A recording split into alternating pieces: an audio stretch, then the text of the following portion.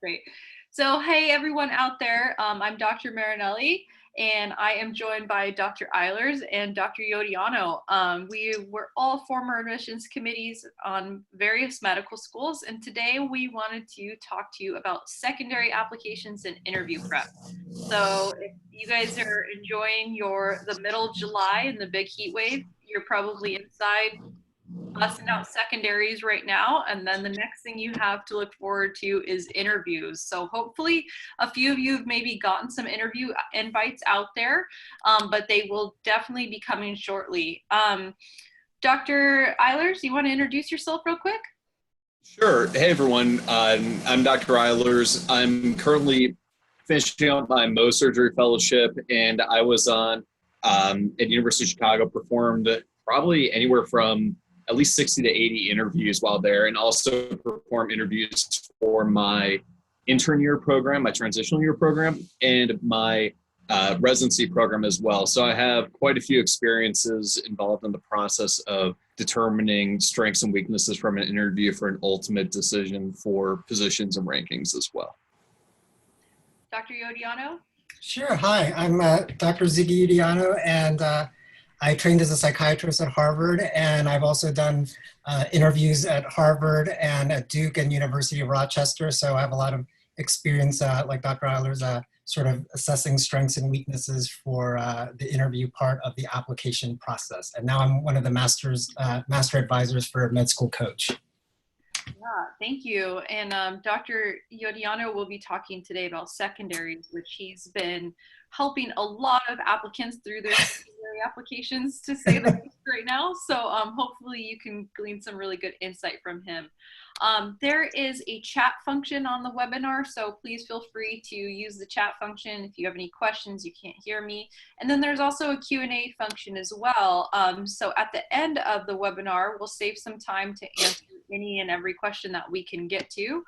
So please feel free to type some questions in that Q&A function so that we can have a discussion about different questions that come up during the webinar. So a quick poll for you guys out there.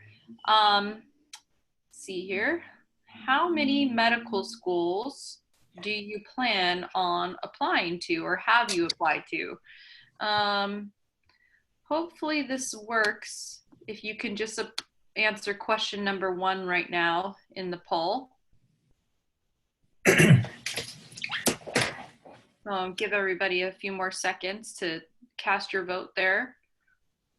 It looks like all of the questions came up at once, so there's no surprises on the next questions, but we'll go through the results as we go along. All right, so let's see. So I think you guys can all see those results to number 1. So most people are somewhere in this, 15 to 25 plus, which I think is pretty, normal. I actually just wrote an article recently about how many schools an average applicant applies to after secondaries, and that's around 16. But I think for the most part, we usually see upwards of 25 schools that people are applying to through the primary application. But I wanted to ask this question because, as most of you probably already know, the primary application is very easy to enter as many schools as you want to. The hard part, as Dr. Yodiano will touch on next, is really the secondary. So how do you manage all of those secondaries that you start after you've submitted that primary application? So Dr. Yodiano, I'll hand it over to you. All right.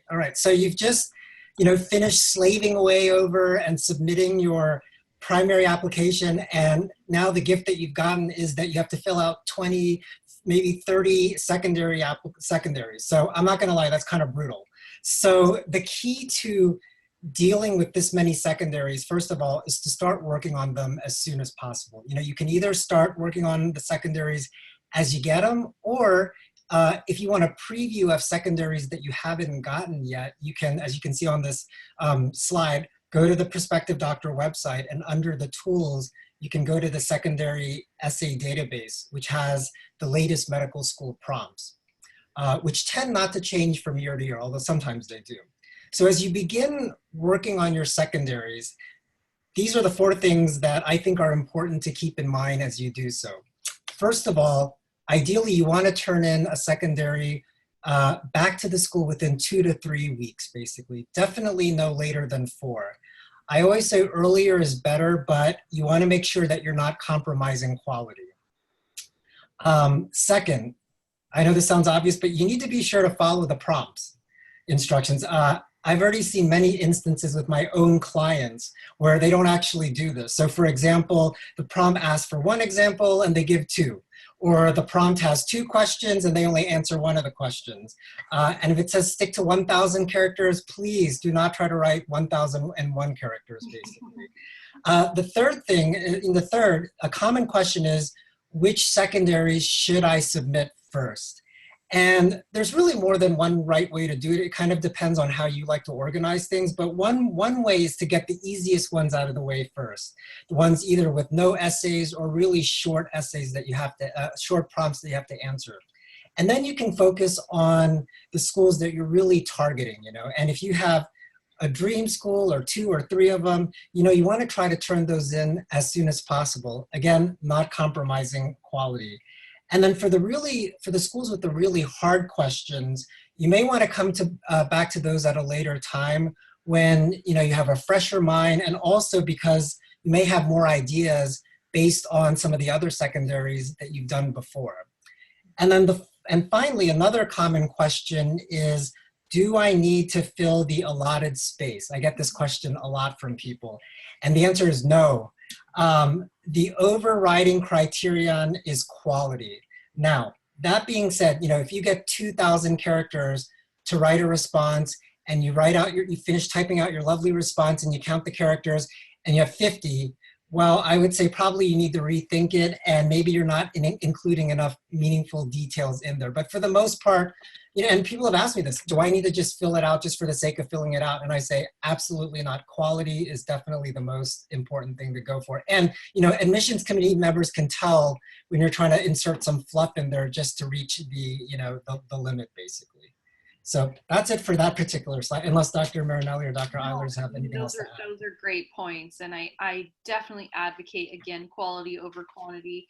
Just similar to we've talked about on previous webinars about like the personal statement, same kind of idea. They allow you 5,300 characters. You don't need to type up 5,300 characters on the personal statement. Same with secondaries. Don't feel like you have to just ramble on until you get to the absolute amount they allow you. Say what you need to say and say it in a concise but good manner as well. All right, so preparing and modifying common questions. So even though you will have a lot of secondaries to fill out, the one positive out of all of this is that there's a lot of overlap in questions among medical school applications, which means you can use the same response for many medical schools, but you have to remember to personalize it to the medical school. I've already seen some secondaries where a person writes, I want to go to school X, when in actuality they're applying to school Y, and I actually had to change that around. So you want to be careful about that. The ones on this slide are some of the most common questions that you have to answer for secondary. So I thought I would give some brief advice on how to answer each of them. Okay, so why do you want to come to school X? Okay, so this is one of the most common questions asked not only on secondaries, but also in interviews. Mm-hmm. And surprisingly, most applicants do kind of a crummy job of, at least in my opinion, they do kind of a crummy job of answering it, because what ends up happening a lot of times is they just regurgitate whatever they read on the website, basically. And that doesn't help differentiate you in any way. So what I always tell my clients to try to do is to find a unique strength about each medical school they're applying to, and then prove, this is the part that people always forget, prove that they're genuinely interested in that strength by tying it back to a meaningful experience that they had in college or beyond. And if possible, if you can even discuss how you would take advantage of this strength, that's always a bonus too. This is really important to do because you have to remember thousands of people are applying to each medical school. So if you just sort of give these generic answers about what's so great about the medical school, you're doing nothing to differentiate yourself, basically. And so you have to keep that in mind. Second thing, what diversity will you add to the incoming class? So when people hear the word diversity, they automatically think race and ethnicity. And while that's perfectly fine to write about.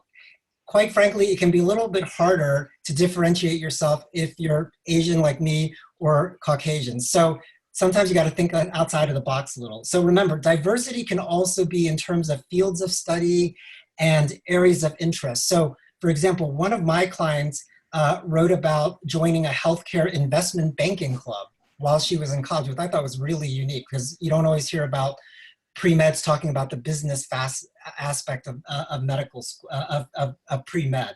And then another one of my clients wrote about being a classically trained pianist, which I thought was really fascinating too. Wow. Third one, describe a challenge you've overcome. Sometimes people have a hard time with this because they feel like they had to have some life-altering thing happen, like they were homeless or something like that. But that definitely does not need to be the case. You can still discuss a meaningful challenge, such as adjusting to a new environment, dealing with a death in the family, something along those lines. The point of the question, this is the real issue, is to demonstrate how you overcame the challenge, along with what qualities you gained from overcoming it, such as persistence or humility. And further, you want to utilize that experience to show how you have grown and how you would use those skills as a future medical student. The fourth thing is, do you have any comments that you wish to share that was not included in your primary application? So a lot of times this is an optional question. And what we say to that is only answer it if you have something truly different and interesting to add that hasn't been covered elsewhere in your application. So if you want to discuss, your academic record, you can do that here. If you started a new activity after submitting your primary application, that's also a good thing to consider writing about. And then finally, if you have graduated, what have you been doing since graduation? Well, this is a pretty straightforward question. I think you just write about what you've been doing in chronological order. And if the question asks you to discuss what you've been doing, sometimes I tell my clients they might want to briefly include some of their responsibilities in terms of what they've been doing and maybe even why they decided to do that activity. But the bottom line is you want to keep it short and sweet as possible. Yeah, completely agree. Hey everyone, just a reminder, if you have any questions, please type them into the Q&A function. We'll be sure to answer as many as we can after the presentation portion. All right, my final slide here. So what do you use your secondaries to do? Number one, so these are the three things you want to utilize your secondaries to do. Number one, show your interests. Keep in mind, they do not have to be healthcare related. I see a lot of secondaries now where they're always trying to tie it back to a healthcare related experience, which is fine, but you don't have to do that. In fact, sometimes I actually think it's more interesting to discuss something that's non-healthcare related because so much of your application is already focused on healthcare related stuff. So I think you can differentiate yourself better if you focus on non-healthcare related things. The second thing is talk about things that weren't included in your MCAS application. Again, this is a chance to show a different side of you and even, show more to you than just the fact that you want to be a doctor. Again, like, some of the other clients that I had who wrote about being a pianist. I have someone who was an endurance athlete and just climbed some mountain somewhere, which I can't even imagine doing, but he did it. So something like that makes the admissions committee really remember you. And then the third thing is demonstrating your particular interest in each school. Again, you have to remember, thousands of students apply to each medical school. So you really want to take your time to research each medical school you apply to so you can prove to the medical school why you're the perfect fit for them and vice versa. And I know it's a lot of, applying is already hard work, and then having to do this additional research in the medical schools is harder work. But I really think it's worth going that extra mile to help differentiate yourself from all the other applicants who are going to probably write very similar responses. So I feel like if you aim to achieve the three goals written here, you will be on your way to writing a really good secondary application. Thank you so much. I just want to quickly cover, for those of you who haven't heard of it, definitely keep your eye out for the Casper exam. This kind of sneaks up on some people, and it's kind of technically considered part of the secondary application. So definitely look at the school specifically that you're applying to see if they require the Casper exam. The list here is not comprehensive. It's been expanding every year, but the Casper exam is definitely check out my podcasts. We have blogs on the Casper exam to help you prepare for this. So I won't spend a lot of time on it, but it's an online exam that you have to take for various schools that kind of just test your ethical and moral decision making. Usually, you do not have to spend a significant amount of time preparing, but rather you just need to get this done. And most schools will be fine if you get this done before July 31st. So we're running, pretty close to where you should be thinking about this if you haven't already. With that, let's do one more question. I think we've already answered this. So how important do you think the interview is? And I think the representation out there is pretty fair. So how important? Pretty important, very important to important. And so with that, I will hand it over to Dr. Eilers to touch on the interviews. Perfect. Well, I'm proud of this group because no one said kind of important. So I think we're making good progress on that front. Anyways, I wanted to bring up the medical school interview. I think this is something that can be a little bit confusing about the importance of it in terms of what you're supposed to do, how you're supposed to perform. And I like to think about it as a two-way street sometimes. And I think it helps people relax a little bit.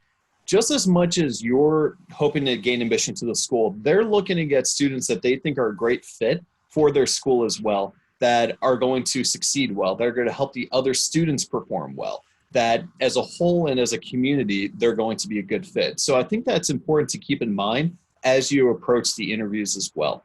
So as the slide says, schools will accept quite a few of the interviewees. This means that they feel that you're academically prepared for their medical school. They're not submitting an interview wondering, well, we're not sure if they're going to be able to perform here, but maybe their interview will tell us more about that ability. They've already feel confident that you can perform at their school. They want to know more about who you are as a person.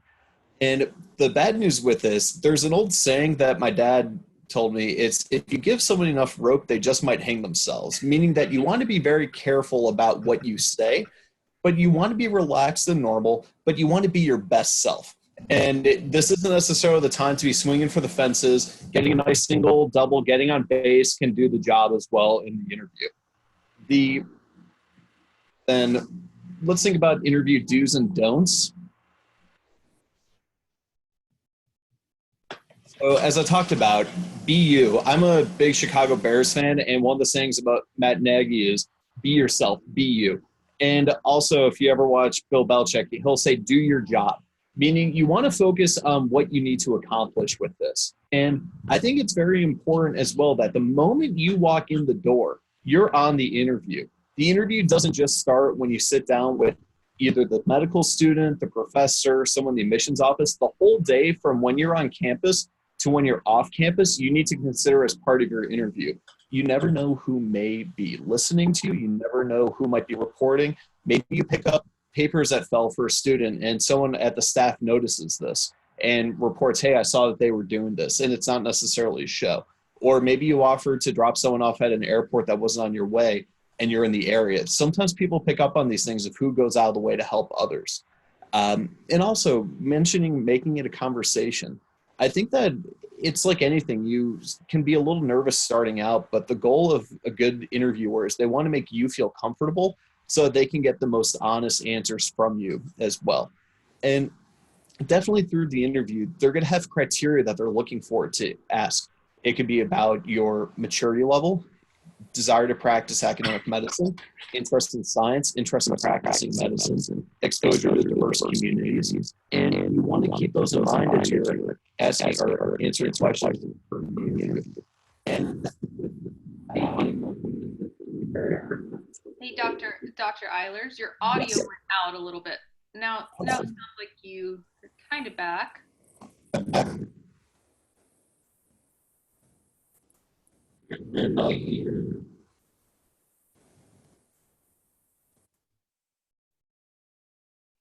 Someone out there says you sound like a robot, which is kind of cool, but a little difficult to hear.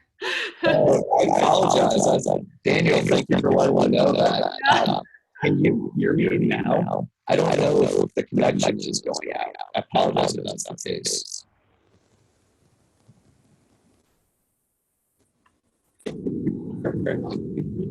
Hmm.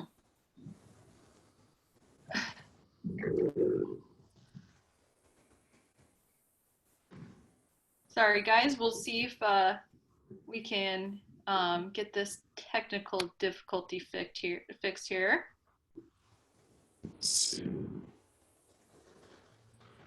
Plugging into an Ethernet cable. Let's see if that helps.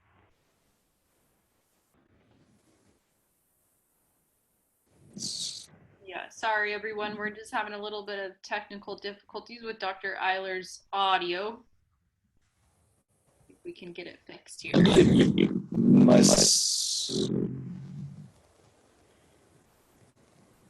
It sounds kind of cool, but difficult. Just hard to understand. That's not ideal. Let me I'll go ahead and cover some of the interview stuff, and then if just give me a thumbs up or a wave if you think you can get it set, just so we can keep going. So as Dr. Eilers was talking about with the interview, you made me nervous, but try to make it a conversation. Try to sit down with an interviewer and talk to them as if maybe they were an old, respected friend or something like that. Somebody that you're comfortable with, but you're obviously going to be very professional. The other big point of the interview is just to really try to sell yourself. So you want to come off as somebody that they need to have at that medical school. You should leave the impression of, wow, that is going to be a great student. If they're accepted here, they will really contribute to the student body. Also, as Dr. Eiler said, don't be arrogant, don't be rude to anybody. You never know who's watching you. You never know who could potentially comment on your overall application after your interview. So just be sure that you're cognizant of this, and be nice and courteous to everybody you interact with. Renee, is that better? That's better. Yes. Right. Perfect. Sorry about that, everyone. I kind of covered that last slide, so if you want to take over from here, then yeah. Perfect. Anyways, I apologize. I don't sound as cool anymore, but hopefully you'll be able to understand me a lot better, which is more important. Thank you for your patience with that. So the interview day. So I want to start before even the interview day. You're probably most likely going to have a travel day beforehand. And one thing that I would definitely encourage, if you have a Monday interview, don't wait till late on Sunday night to get into town. Take an earlier flight on a Sunday. They're probably less expensive, and get into town. Go see the town a little bit. Maybe if you're going to Pittsburgh and you haven't been there before, go explore a little bit, walk around. You'll have more things to talk about during your interview as well, and it shows interest in going to a place as well. But once you get to the interview day itself, it typically is around 8 or 9 in the morning. Make sure you Oh no, we lost you again. day site is, plan the route. No. Oh, no. Sorry. Am I back? Do you want to try calling in? Yeah, that's actually a good idea. Let me do that. All right. Sorry, everyone. Sometimes with technology, it works great, and then sometimes things like this happen, so you never know. As you're calling in, I'll just take over for a second here. So as Dr. Eilers was saying, usually the interview day begins at 8 or 9 in the morning.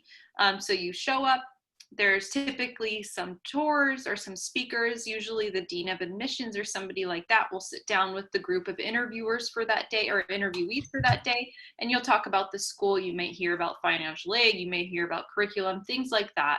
And then most typically there's lunch, and then following lunch is the actual interviews, and we'll go over the two types of interviews in just a few minutes. But typically you'll have a traditional interview, which is 30 or so minutes with a student interviewer and 30 or so minutes with a faculty interviewer. So the notes here, as Dr. Eilers was saying, get in the day before, be on time that morning.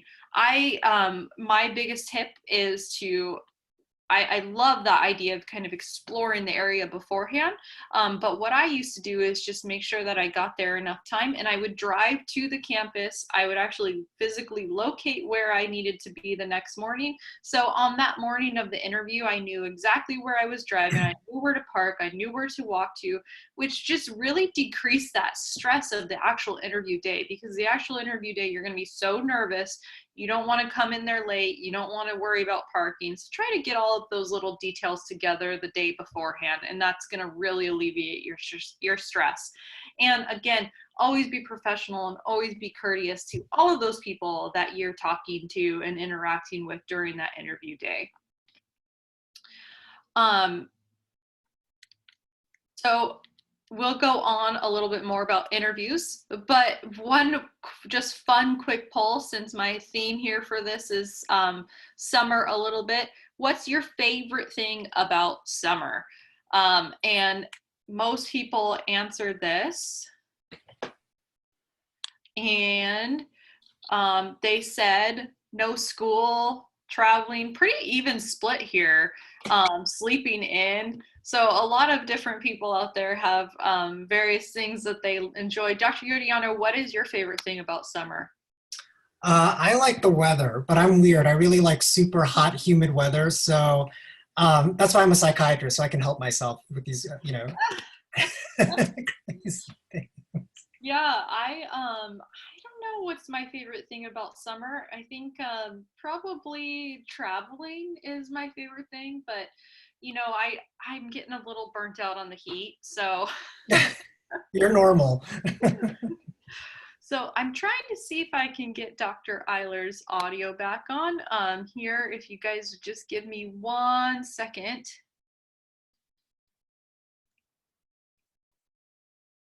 Yeah, I saw your text. Sorry, everybody.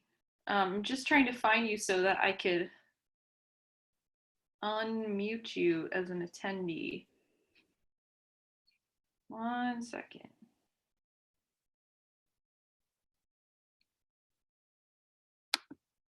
Where is my mouse?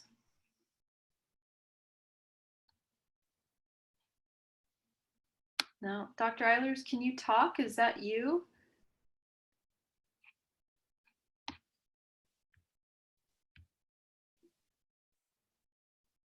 For some reason,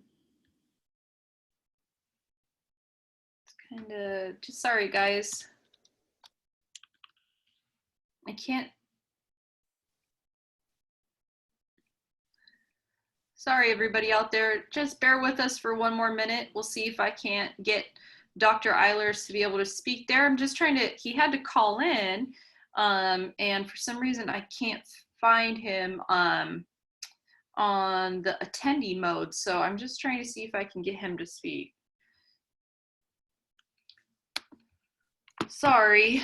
I'm not able to find him. The only one I saw that may be you is this Galaxy, but it's not letting me unmute it.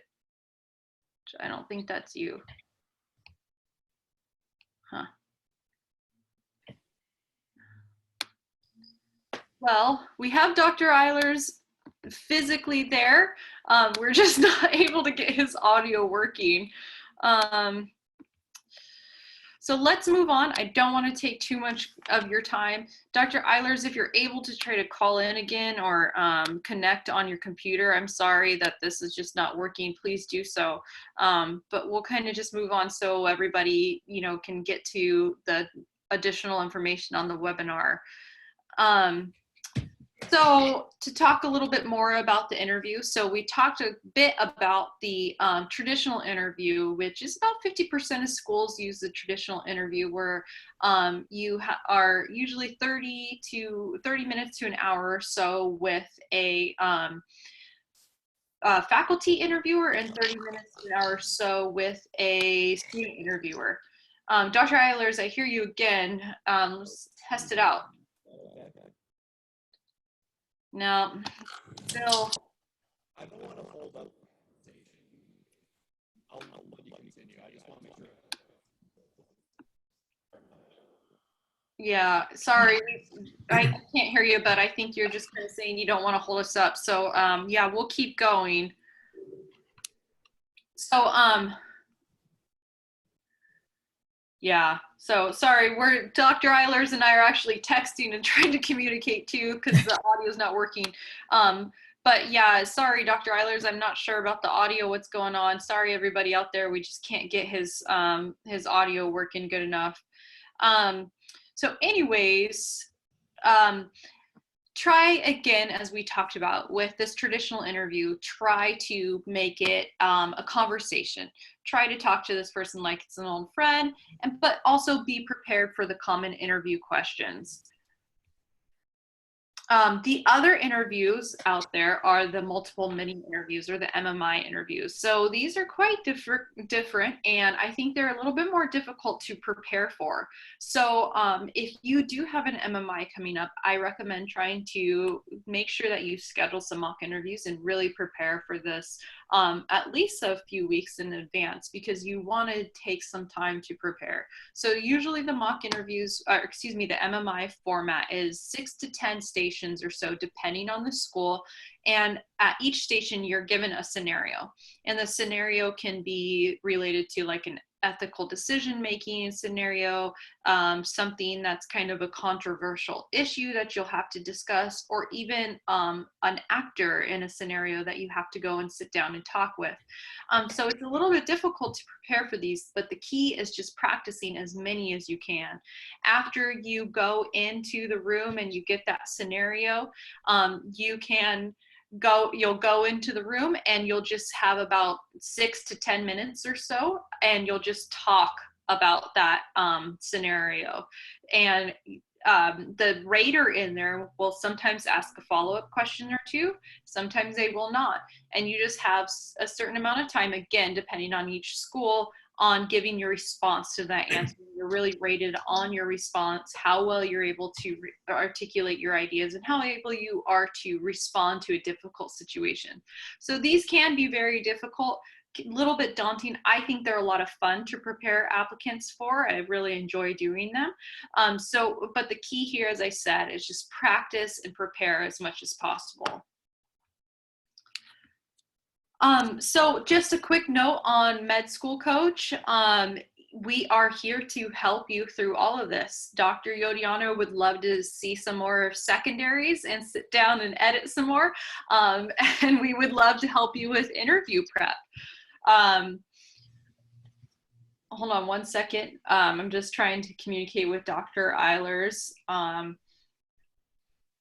So since he is still having a little trouble with his audio. So we do mock interviews with physician advisors. As we talked about, we served on admissions committees. We've done these interviews with applicants. So not only have we done them ourselves when we applied to medical school, but we've also done them with applicants and helped evaluate applicants for admission with the mock interviews. So we do virtual interviews. So if you are anywhere in the country, we can help you with the interview so that you're prepared and you're ready to go into. Hey, Renee, I got onto the audio. All right. Great. Sorry about that, everyone. No problem. You know, sometimes it just happens. Maybe it's the heat, the Manhattan heat right now. It's just slowing everything down. I think so. So sorry, I just want to say thanks to everyone for your patience with this. I really appreciate it. I know better late than never. But just, well, I'll let Renee continue, but I'll be on the phone for questions. Yeah, no, this is perfect timing. So I was just kind of finishing up work through the interviews, and I'm sure we'll have some interview questions that come up that you can give your 2 cents on. Everybody out there, just definitely check us out on our website. Email us if you have any questions. We're here to help you. We're here to get you through this difficult time in the application process of secondaries, where you may feel like you're just drowning in them, and interviews where you know you have to make a good impression on medical schools. So without further ado, let's start with some of the Q&A. So here we all are again. And please feel free to ask some more questions out there. And we will start by just asking some questions here and trying to get as much information out there as possible. A few people, just to let you know, asked, how can I get a recording of this webinar? webinar. So after the webinar, you'll get sent a follow-up link to get the recording of the webinar, so you can watch it as many times as you want to and see our smiling faces and learn about the information if you missed anything. Dr. Eilers, I will give you this question since we haven't heard from you for a little bit. So this is a little bit of secondary question, but it's also an overlap with interviews. So Dr. Yodiano touched on that challenge question. Can you go into that a little bit more? Maybe some things that you know, you've seen other applicants answer in secondaries or during interviews. Could you maybe give us a little bit more information on how to go about that challenge question? Because I know everybody has questions there. Absolutely. So I think the best point that was made is it doesn't have to be this monumental challenge that you overcame, like losing all of your arms and legs or something crazy like that. But the idea is more about how you face challenges. And a lot of times this is similar to me, like the weaknesses questions. It's not necessarily about what challenge you face, what weaknesses you have. It's more about how do you face them? How do you work to improve them? How do you overcome them? Maybe you went to college and for the first time you were independent on your own and you had to balance responsibilities of taking care of yourself in addition to studying. And maybe it was the first time you've ever had to do laundry for yourself, or that maybe you've ever had a roommate that's not a family member. How do you interact with people? How do you compromise with people and work together? And that can be a very important lesson to teach, as long as it's how you present it. That maybe I had a roommate who was on a different sleep cycle than I was. They like to stay up late. I like to get up early. How did you work together? Maybe you made a compromise about certain days, or you discussed it and came up with a way to make it work that was commiserate for both. Because it's going to happen that you'll be working as a third-year medical student, you'll be overtired, you'll be on a rotation, and you're going to have to overcome challenges. And are you going to take a step back, think about it rationally, how can I approach this problem? Or are you going to stress take the better of you? And you just want to show that you're able to analyze and be able to implement a plan to be able to help overcome the challenges. And I think that's the most important part for people to realize. It's how do you face the adversity that you have, not necessarily what is the adversity. Mm-hmm. Yeah, exactly. I think that's such a good point. I will put a little caveat there. I think it is important to be introspective. And like you said, it doesn't have to be this huge challenge that significantly changed your life or impacted you, that was so crazy. But you should be introspective. If you just kind of sit for a minute and think about, your only challenge was when you stubbed your toe, that may not be significant enough to really include it into your application. Try to think of something where, like Dr. Eiler said, you did have to work with another person to come up with a solution. Or maybe you had to deal with the challenge for a while before it resolved. Put some thought into it so you do come up with something that at least impacted your character or had some kind of test of your character and really showed how, you came out better after the challenge. So let's see. I think that's a great question. I know that everybody gets that a lot. Dr. Yodiano, I think this is a perfect question for you. What do you feel, or what are your thoughts on disclosing mental illness on an application via, the primary application, in the personal statement, secondaries, or even during interviews? Yeah. I've had some clients, do this already. And I'm a psychiatrist, so I have sort of two thoughts about this. Obviously, I'm very supportive of mental health issues, and I've been on that side of helping people. I think part of it depends on how you frame it in your response. I think one of the concerns, I had a client who recently wrote about, struggling with depression and, how she was overwhelmed and the details she provided were, really riveting, actually. I really empathized and all that, but I actually cautioned her against putting it in the secondary, mainly for the reason, because one of the things I think about is I don't want them to give the admissions committee a reason to have any potential doubt about potentially relapsing or having this problem again. The thing about mental illness, whether it's, depression or anxiety or something like that, is that technically you're never cured from it. You sort of have a remission from it, basically. So that means that, potentially, unless, you're not taking your meds or doing something, it could come back, which, that's fine. And there's nothing wrong with getting the treatment that you need for it. But I always feel like you don't have to kind of wave a banner about a potential weakness that you might be having and to focus on something else. So this is my long-winded way of saying that I sort of caution against mentioning it if you don't have to, unless they specifically ask that for some reason, which I haven't seen yet. Mm-hmm. There's one thing I just want to mention too, and I agree in regards to other medical issues as well. I had someone who had a history of seizures and they had to drop their GPA and they wanted to talk about it because of that. And they clear cut had them under control. GPA skyrocketed back upwards, had not had a seizure in 2 years. I have a saying I like to call it, you close the door on the problem, that someone can attest that it's no longer a significant issue. So if you are going to bring up a medical struggle that you had in the past, it's good to bring up something that's closed and will not affect your future performance. Mm-hmm. Yeah, I totally agree. Or you can use it as something that you've really, really grown from and can show that significant change. So I agree with both of you. I mean, if it's something that, I'm still receiving frequent treatment for this, or, last month I was hospitalized with suicidal ideation, those are going to be things that are going to make medical schools a little bit weary if it's a really ongoing problem. I think the other thing too is that anything you do disclose, expect to be asked about it.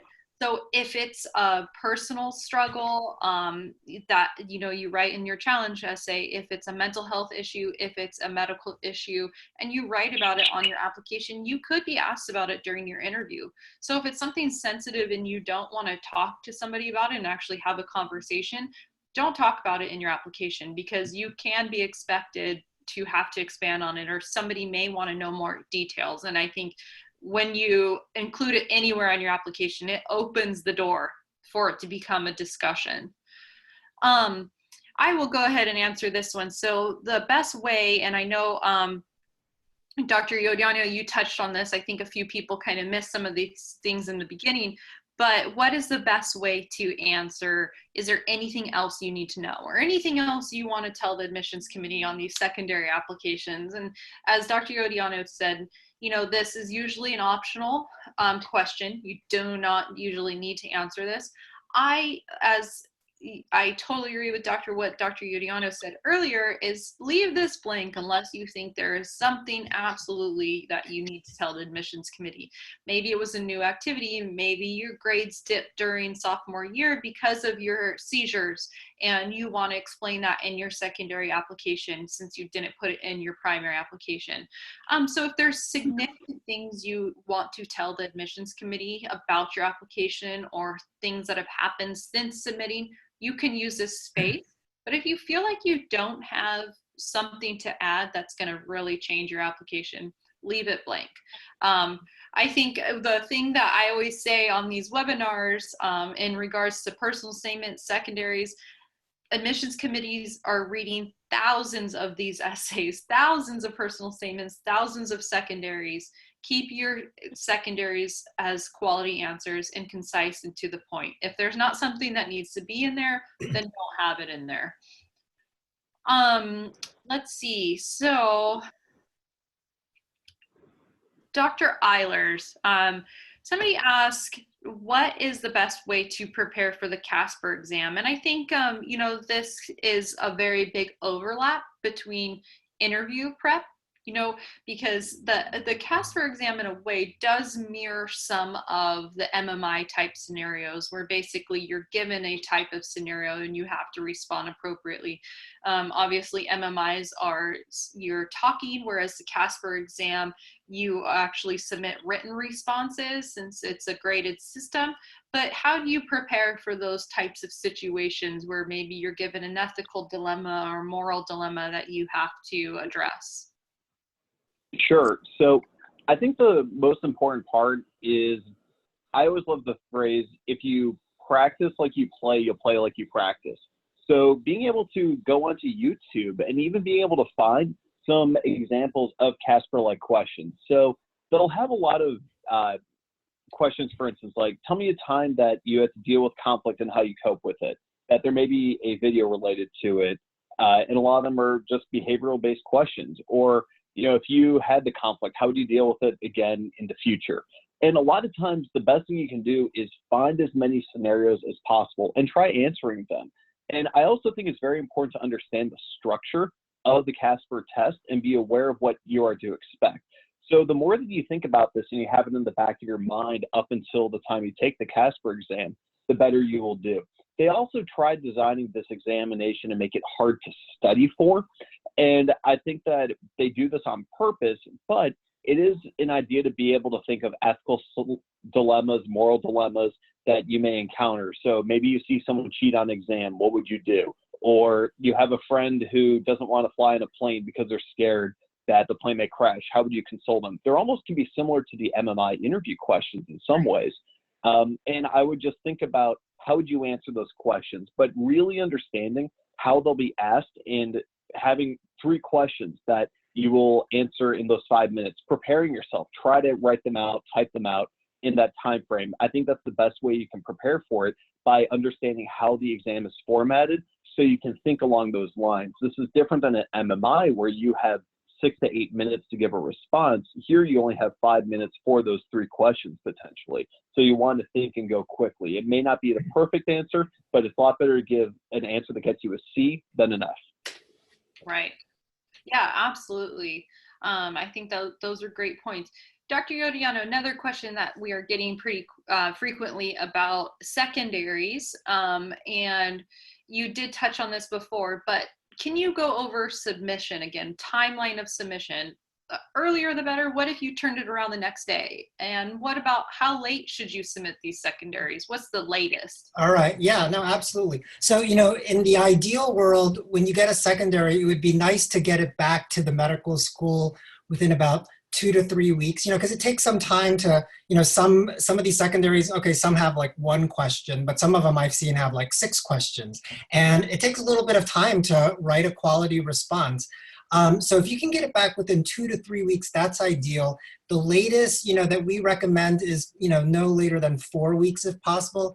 Now, if you can get it back to the next day and you feel like you've written, the sort of overriding criterion for whether or not to hit that submit button is, if it's the next day, is like, is this the best essay that I'm able to write? Is there anything else I can do to it?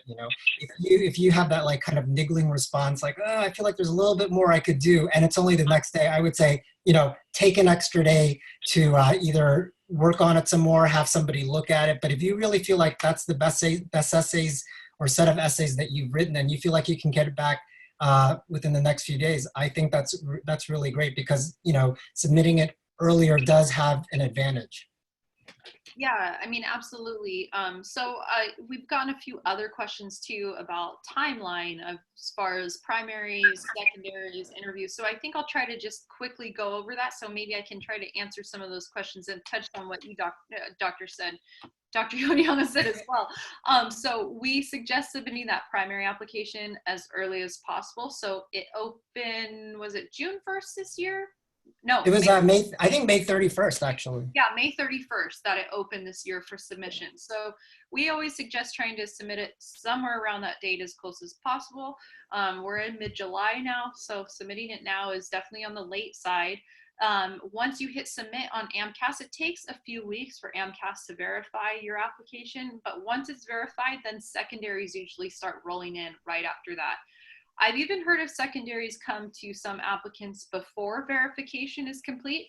I don't know exactly how that works or how that happens. Schools get that information, but I've heard of that happening here and there. But typically after it gets verified is when secondaries come in. Secondaries, usually the heaviest of them, if you submitted earlier, is really this time.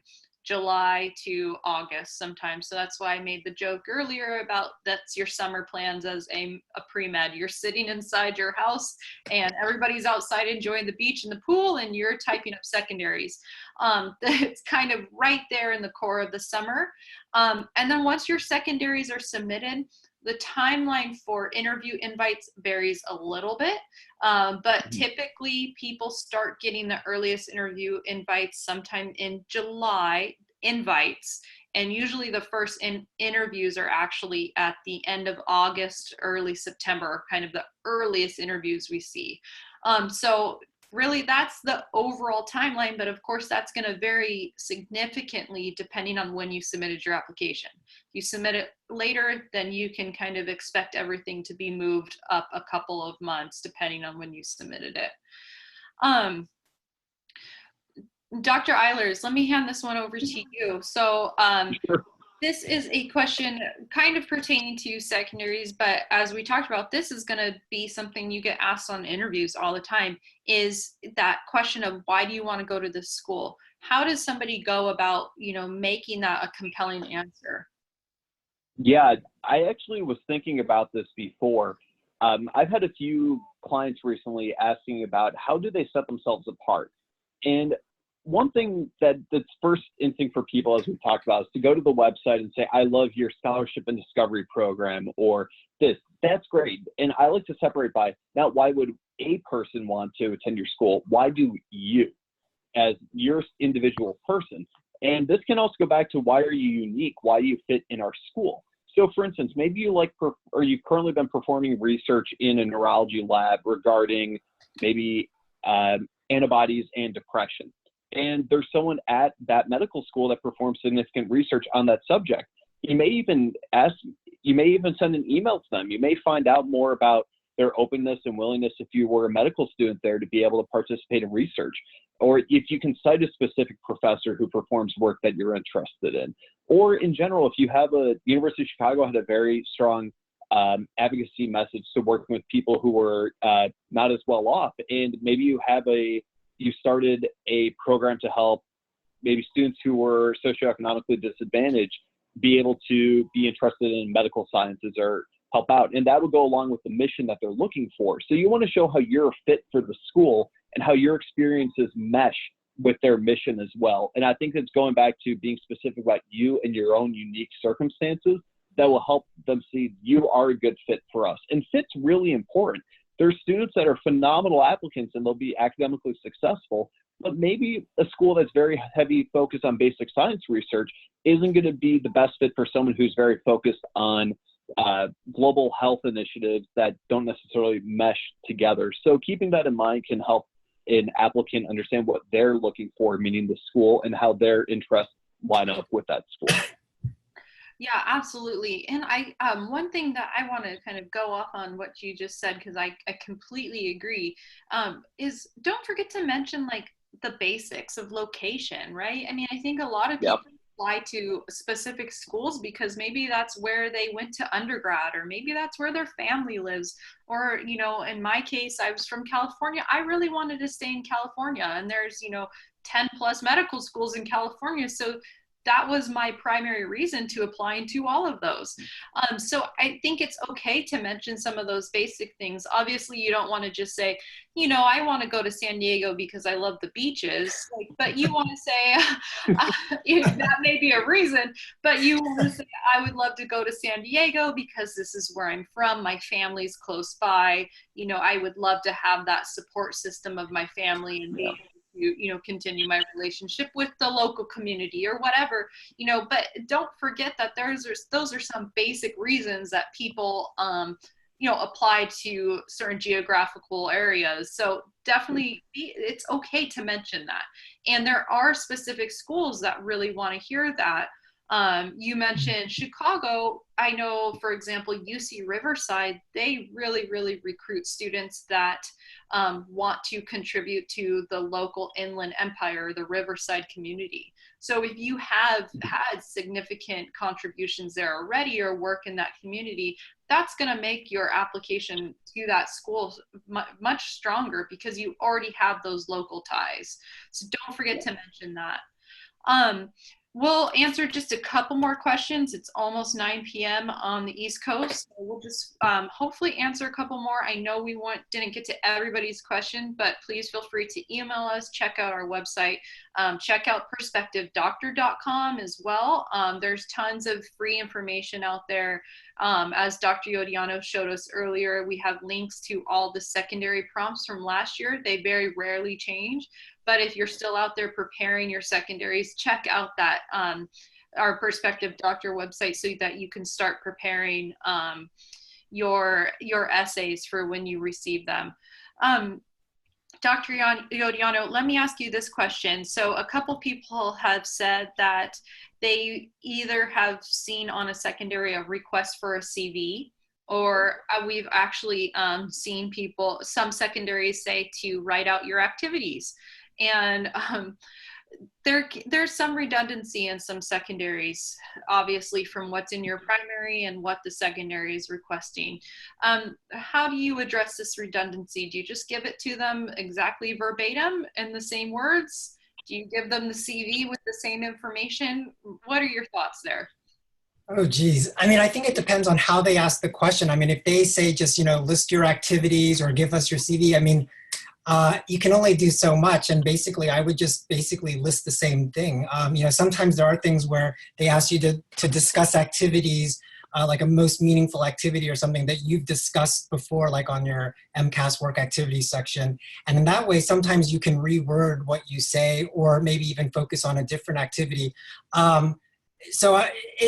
I think part of it really depends on how the question is framed and what they're really saying to do. Because sometimes, I've seen similar questions for secondaries, but there's nuances in how they actually frame the question. And then that in turn influences actually how you're supposed to organize your response. So it really depends on the question to an extent, on how it's framed.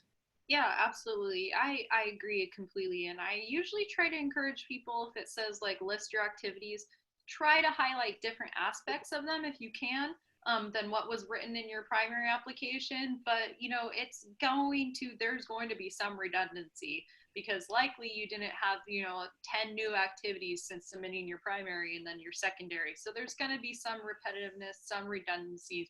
Just take a deep breath, have some patience with that school, and just kind of get through what they're asking. We're going to wrap up now. It's 9 o'clock. I know there's questions out there that aren't answered. So like I said, visit perspectivedoctor.com, medschoolcoach.com. We have answers for these questions. And also, just to repeat myself again, but you will receive a link to this recording via email, and we'll also post it up on our YouTube channel too. Dr. Yodiano, Dr. Eilers, thank you so much for being with us tonight. Apologize everybody about the technical issues, but we faced a challenge and we worked through it stronger.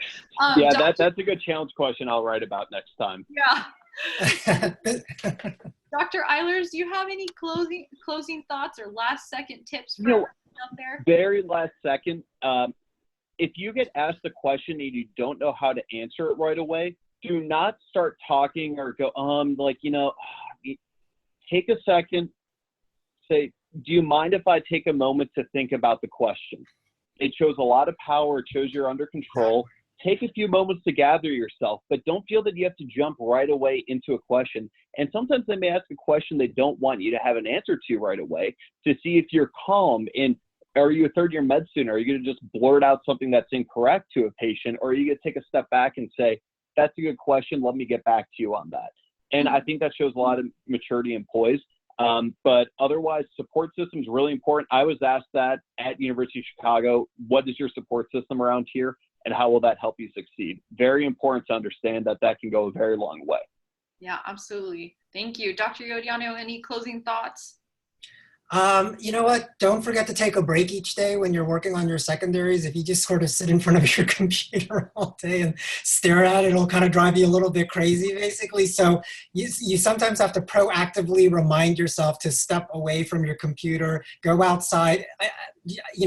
As I'm in the process of even reading secondaries for clients, sometimes I have to remember to go outside. And it's amazing what 2 minutes of fresh air can really do for your brain, basically. So I really recommend that. And thank you, everyone, for your patience. I really appreciate it. I'm glad that I could get back on, but I know it's frustrating to deal with, and appreciate you all sticking with us. Yeah. Well, thank you so much to Dr. Yodiano and Dr. Eilers, and thank you, everybody, for joining us. Have a great rest of your summer, and good luck to everybody on this application cycle. Good night, everyone. Good night. Bye.